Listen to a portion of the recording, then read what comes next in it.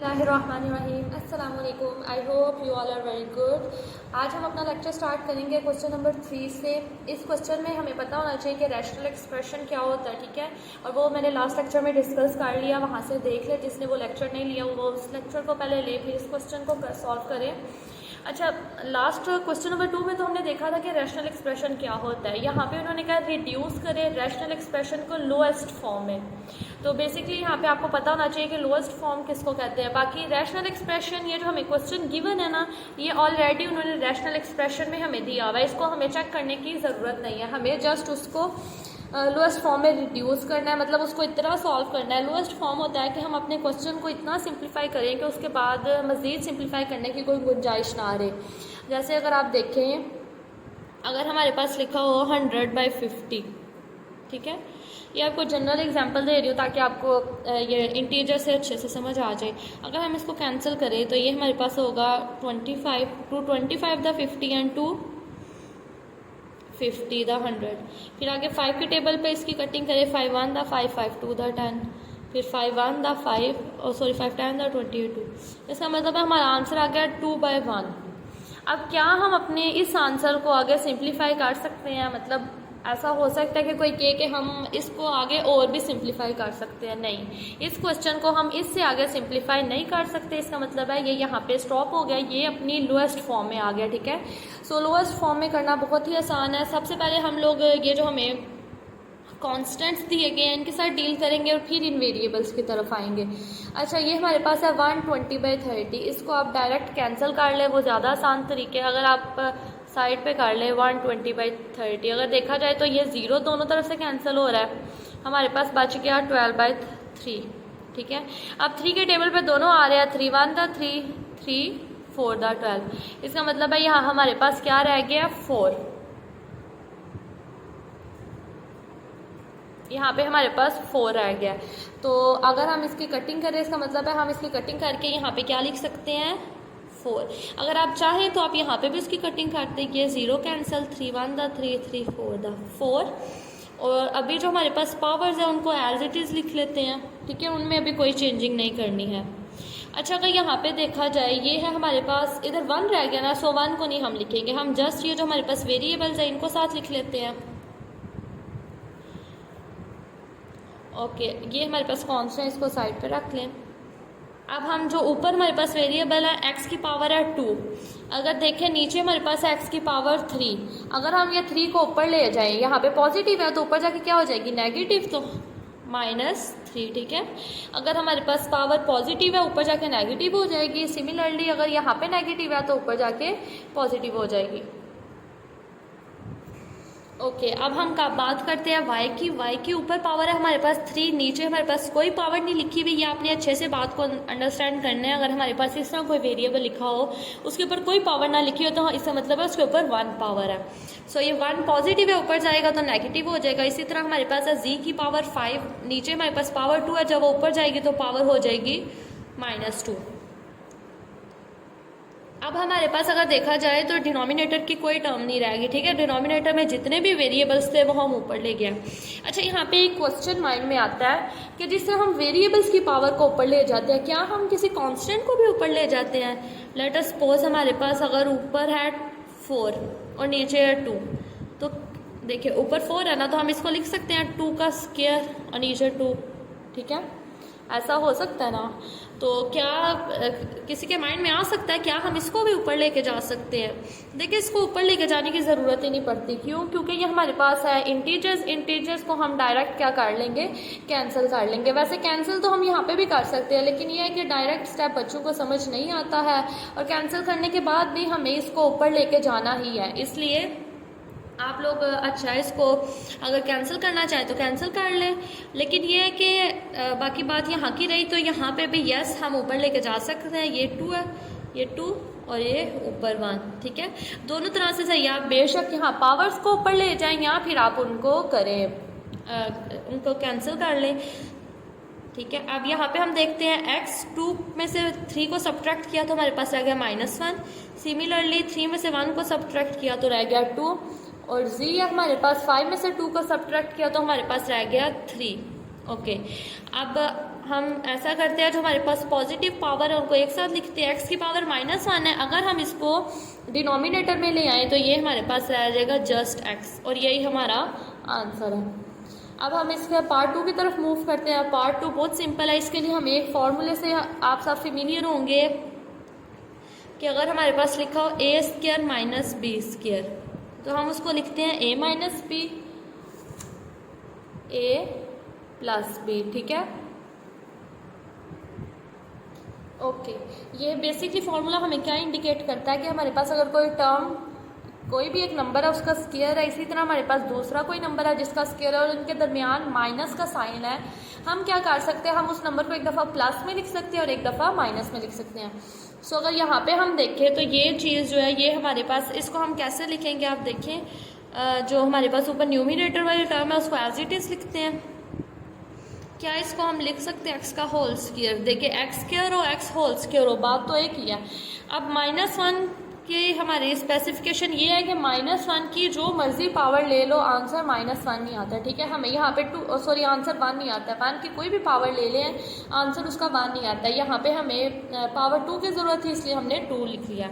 अब अगर देखा जाए कि एज इट इज़ हमारे पास ये नहीं लिखा हुआ, 2 टर्म्स है, उनका स्क्वायर है और दरमियान में माइनस है, इसका मतलब है हम एक दफ़ा इसको क्या कर सकते हैं, प्लस के साइन के साथ लिख सकते हैं और एक दफ़ा माइनस के साइन के साथ। ये माइनस के साथ एक दफ़ा लिख लिया, एक दफ़ा प्लस के साथ। अब न्यूमिनेटर में भी x+1 वाली टर्म है और डिनोमिनेटर में भी है, इनको हम कैंसिल करते हैं तो हमारे पास जो टर्म बच गया वो है 8a/2 × x - 1। अब देखिए यहाँ पे कुछ स्टूडेंट में भी अपने क्वेश्चन को ड्रॉप करते हैं, बट ये हमें अपना क्वेश्चन में जो हमें स्टेटमेंट गिवन है वो है कि क्वेश्चन का लोएस्ट फॉर्म तक आपने सॉल्व करना है, ठीक है। लोएस्ट फॉर्म में ये अभी नहीं आया क्योंकि ये हमारे पास एक कांस्टेंट है, इंटीजर है, जो फर्दर आगे सिंप्लीफाई हो रहा है। 2 1 दा 2 2 4 दा 8। अब हमारे पास अपने क्वेश्चन को सिंप्लीफाई करने की कोई गुंजाइश नहीं है, इसका मतलब है कि ये हमारी लोएस्ट फॉर्म है और यही हमारा आंसर है, ठीक है। अब हम पार्ट 3 की तरफ मूव करते हैं। पार्ट 3 में भी हमारे पास एक फार्मूला यूज़ हो रहा है, उसको मैं लिखती हूँ यहाँ पे। फार्मूला हमारे पास हमने पढ़ा हुआ है a + b का whole square is equal to a² + 2ab + b²। इसी तरह अगर माइनस के लिए भी हमारे पास यही सेम फार्मूला है, बस उसमें माइनर सा डिफरेंस है, वो ये है कि 2ab के साथ आपने माइनस का साइन यूज़ करना है। सो ये 2 फार्मूलाज हैं जो हम अभी यूज़ करने लगे हैं। ऊपर अगर हम देखें तो हमारे पास है x + y का होल स्क्वायर, ठीक है। अगर ये हमारे पास a की वैल्यू है, ठीक है, आप कंपैरिजन करें ना, आपको इजीली फिर इनको वैल्यूज़ को रिप्लेस करना हो जाएगा। तो इसको आप b कह लें, तो ये a है b है, हमारा फार्मूला है। मतलब अगर ये a है ये b है तो ये लिखा हुआ है a + b का होल स्क्वायर, ये चीज़ लिखी हुई है। हमने इस फॉर्म में कन्वर्ट करने अपने एक्सप्रेशन को, तो हम क्या करते हैं, a का स्क्वायर लिखो। यहाँ पे देखा जाए a की वैल्यू क्या है, x है, तो हम लिख देते हैं a का स्क्वायर प्लस, फिर उन्होंने कहा आप 2 लिखो, a की वैल्यू क्या है x, b की वैल्यू क्या हमने कहा है y, प्लस यहाँ से देखा जाए b² लिखो तो b की वैल्यू है y, तो हम लिख देंगे y का whole square -4xy as it is. Similarly हम डिनोमिनेटर में भी ऐसे ही लिखेंगे, डिफरेंस सिर्फ ये है कि वहाँ पे सब्ट्रैक्शन का साइन आ जाएगा। ओके, अब अगर इसको फर्दर हम आगे ओपन करें तो ये हो जाएगा x² + 2xy + y² - 4xy। Denominator में x² - 2xy + y² ये हमारे पास आ गया, ठीक है। अब अगर हम देखें ये -4xy ये 2xy, इसको हम आगे सिंप्लीफाई कर सकते हैं ना, x² प्लस माइनस माइनस, इसका मतलब है इनको माइनस करो, 4 में से 2 को माइनस करो तो 2xy, और यहाँ पे साइन वो लगाते हैं जो इन दोनों में से बड़ी टर्म के साथ होता है, वो बड़ा 4 है या 2 है, 4 बड़ा है, 4 के साथ माइनस है तो यहाँ पे हमने माइनस यूज़ किया, plus y² as it is, और डिनोमिनेटर में जो टर्म्स थी वो एज इट इज़। अब अगर यहाँ पे देखा जाए तो हमारे न्यूमिनेटर और डिनोमिनेटर की टर्म बिल्कुल सेम है, इसका मतलब है उनको हम कैंसिल कर सकते हैं। देखिए ना, अगर हमारे पास लिखा हो 5/5 तो क्या है, मैं इसको कैंसिल करके 1 में लिख देते। ये हमारे पास कांस्टेंट है, तो जो वेरिएबल्स हैं उनके लिए भी ये बात बिल्कुल ठीक है। तो हमने इसको कैंसिल किया और हमारे पास आ गया 1, और ये हमारा रिक्वायर्ड आंसर है, ठीक है।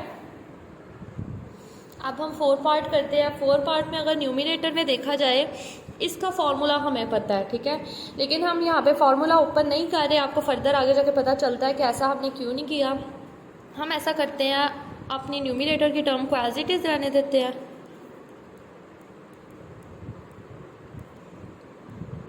अच्छा, वैसे आपको पता है कि अगर हमारे पास जिस फार्मूला की मैं बात कर रही हूँ, हमारे पास अगर हो a cube minus b cube, तो उसको हम क्या लिखते हैं, a minus b, a square plus a b plus b square, ऐसे ही लिखते हैं ना।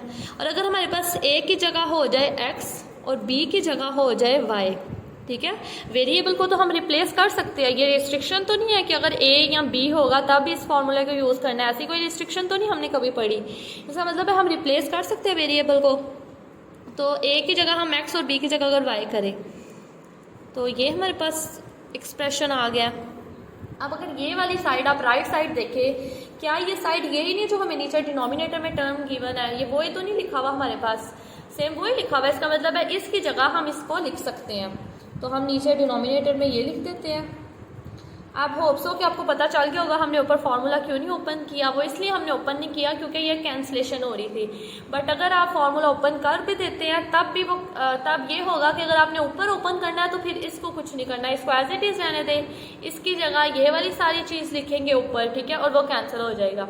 जो आपको सूटेबल लगे, ईजी लगे, आप वो कर ले। अब इसको हम कैंसिल करेंगे तो हमारे पास रह गया x square minus 2xy plus y square.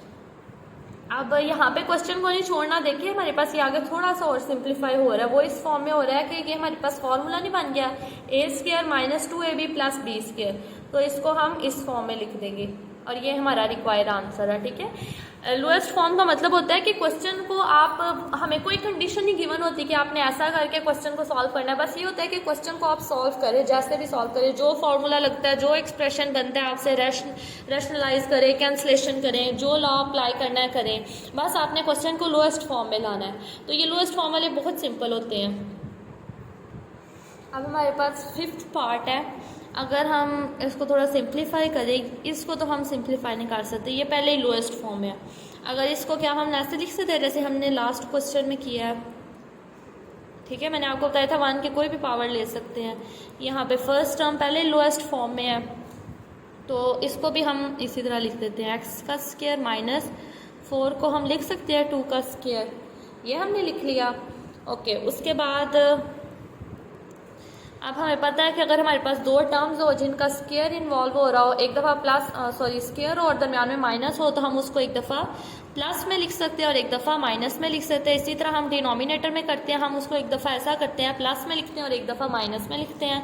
अब हमारे पास कैंसलेशन हो रही है, ये टर्म कैंसिल हो रही है और ये कैंसिल हो रही है, इसको कैंसिल किया तो एट द एंड जो हमारे पास टर्म रह गई है वो है x minus 1 divided by x minus 2, और ये हमारा रिक्वायर्ड आंसर है। आप देख सकते हैं कि क्वेश्चन हमारा लोएस्ट फॉर्म में है, इससे फर्दर हम अपने क्वेश्चन को सिंप्लीफाई नहीं कर सकते। अब हम आगे 6th पार्ट करते हैं। यहाँ पे देखिए, आपने क्वेश्चन देख के खुद आइडेंटिफाई करना है, और ये तब भी हो सकेगा अगर आप क्वेश्चन के आपको अच्छे से अंडरस्टैंडिंग होगी कि क्वेश्चन क्या है और हमें क्या करना है, ठीक है। इसके लिए आपको रैशनलाइज करना आना चाहिए, आपको फैक्टर बनाने आने चाहिए, ये फार्मूला ओपन करना चाहिए। बेसिकली जो ज़्यादा फार्मूला हम यूज़ कर रहे हैं वो यहाँ तो ये स्क्वायर वाला कर रहे हैं, या ये जो भी मैं यूज़ करने लगूँ ये वाला। तो आपको अगर अच्छे से अंडरस्टैंड है तो फिर आपको क्वेश्चन में कोई मुश्किल नहीं आएगी। अब हम देखें तो ये हमारे पास, इसको चले थोड़ा हम सिंप्लीफाइड फॉर्म में लिखते हैं, -2a, इसको भी ऐसे ही छोड़े, ये 4 है ना, तो 4 को हम लिख सकते हैं 2 का स्क्वायर, तो यहाँ पे भी फिर 2 आएगा, ठीक है। ये हमने लिखा है a square minus 2ab plus b square, ये चीज़ दोबारा यही बन रही है ना। देखिए x का स्क्वायर ओपन किया, x square, 2 to the 4, 4x the 4x and 2 to the 4, तो हम इसको ऐसे लिख सकते हैं। और नीचे अगर देखें तो 2 कॉमन आ रहा है, उसको कॉमन लिया तो हमारे पास रह गया एक्स स्क्वायर माइनस 4।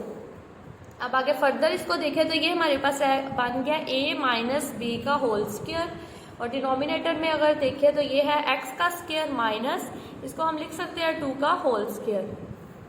अब इस टर्म को हम एज इट इज़ रहने देते हैं, x माइनस टू, या फिर आप ऐसा कर लें कि x माइनस, ये इसका मतलब है कि x माइनस टू 2 दफ़ा लिखा हुआ है, तो हम इसको ऐसे लिख देते हैं। इसका दोबारा फार्मूला नहीं ओपन करने बैठ जाना, क्योंकि दोबारा जब हम फार्मूला ओपन करेंगे वो तो ये चीज़ बन जाएगी, तो फिर हमें ये स्टेप करने का क्या फ़ायदा हुआ अगर हमने दोबारा इसी एक्सप्रेशन में आना है। तो हम इसको 2 दफ़ा लिख लेते हैं। इसी तरह हम अगर डिनोमिनेटर की बात करें तो ये हमारे पास 2 टर्म्स है जिनका स्क्वायर है और दरमियान में सब्ट्रैक्शन का साइन है, तो हम ऐसा करते हैं उसको एक दफ़ा माइनस में लिख लेते हैं, एक दफ़ा प्लस में लिख लेते हैं।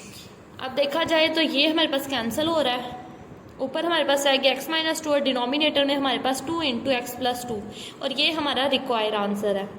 ये क्वेश्चन कोई इतने खास डिफ़िकल्ट नहीं है। ओके, अब हम अपने इस क्वेश्चन की तरफ मूव करते हैं। यहाँ पे अगर देखा जाए ऊपर न्यूमिनेटर से हम लोग 64 को कॉमन ले सकते हैं, ठीक है। हमने 64 को क्या किया, कॉमन ले लिया। 64 के अलावा x जो है वो इधर भी आ रहा है और इधर भी आ रहा है, इसका मतलब है एक x, देखिए ना, इधर x की पावर 5 है, इधर x की पावर कुछ नहीं, मतलब 1 है। तो हमने कॉमन वो लेना होता है जो दोनों में हो। 64 दोनों में है तो कॉमन ले लिया। अब x की पावर 1 इसमें है कॉमन, तो पीछे हमारे पास रह गया है, यहाँ से हमने 64 लिया और एक x की पावर ली है। 5 में से जब एक पावर बाहर आ जाएगी तो अंदर आ जाएगा 4 माइनस, यहाँ से 64 भी हमने बाहर ले लिया और एक x था उसको भी बाहर ले लिया, तो यहाँ पे कुछ नहीं रह गया, मतलब 1। डिनोमिनेटर में अगर देखा जाए तो यहाँ से हम 8 को कॉमन ले सकते हैं, तो हमारे पास रह गया एक्स स्क्वायर प्लस 1। इसी तरह यहाँ से हम 2 को कॉमन ले सकते हैं, हमारे पास रह गया x प्लस 1। ओके, आगे हम ऊपर अगर देखें 64x, अब हम इसको थोड़ा सिंप्लीफाइड फॉर्म में लिखते हैं। अब इसको कैसे लिखना है ये देखें आप। अब हमारे पास ये लास्ट पार्ट रह गया। अगर लास्ट पार्ट की बात की जाए तो ये, इसमें भी हमारे पास वो a square minus b square वाला फार्मूला यूज़ हो रहा है, ठीक है, लेकिन ये इसमें थोड़ा ट्रिकी हो रहा है। अब ये देखें 9 को हम लिख सकते हैं 3 और x की जगह सिर्फ x और इसका स्क्वायर। जब हम इसको ओपन करेंगे स्क्वायर दोनों पे अप्लाई होगा, 3 के ऊपर अप्लाई होगा तो 9 आ जाएगा और x के ऊपर अप्लाई होगा तो x स्क्वायर आ जाएगा।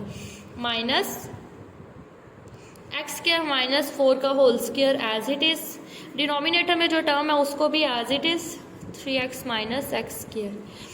अब आप ये समझे, कंसीडर करें कि ये हमारे पास लिखा हुआ है a का स्क्वायर माइनस ये सारा हमारे पास लिखा हुआ है b का स्क्वायर, ठीक है। तो हम इसको एक दफ़ा माइनस और प्लस में लिख सकते हैं, तो हम लिखेंगे a ये अंदर वाला है ना, ये स्क्वायर तो ये फार्मूले वाला है, ये भी स्क्वायर फार्मूले वाला है, और ये वैल्यू है b की, तो हम एक दफ़ा इसको प्लस में लिखते हैं, ठीक है, और एक दफ़ा हम लिखेंगे माइनस में, माइनस। अब ये देखिए ये वैल्यू को लिखना है, तो ये जो माइनस होगा इस माइनस एक्स के, ये माइनस और ये माइनस हो जाएगा प्लस 4। इस स्टेप को आप यहाँ पे एक दफ़ा फिर भी देख लें। हमने उसको माइनस में लिखना था, हम पहले ऐसे लिख लें, हाँ बेशक, minus into x square minus 4, ठीक है। प्लस में जो लिखा उसमें तो कोई इशू ना हुआ, इसमें शायद आपको कोई प्रॉब्लम हो जाए। अच्छा, अब हम इसको लिखेंगे 3x square minus x square, ठीक है, माइनस माइनस प्लस 4, ये वही टर्म बन गई है जो मैंने यहाँ पे लिखी है। ओके, जो हमारे पास डिनोमिनेटर था, डिनोमिनेटर में हमारे पास आ रहा है 4 plus 3x minus x square. अच्छा, अब देखते हैं क्या हमारे पास ऊपर न्यूमिनेटर में ऐसी कोई टर्म है। अगर इधर देखें, आप यही देख लें, यहाँ पे एक्स स्क्वायर के साथ प्लस है, यहाँ पे माइनस है, इसका मतलब है ये तो नहीं है।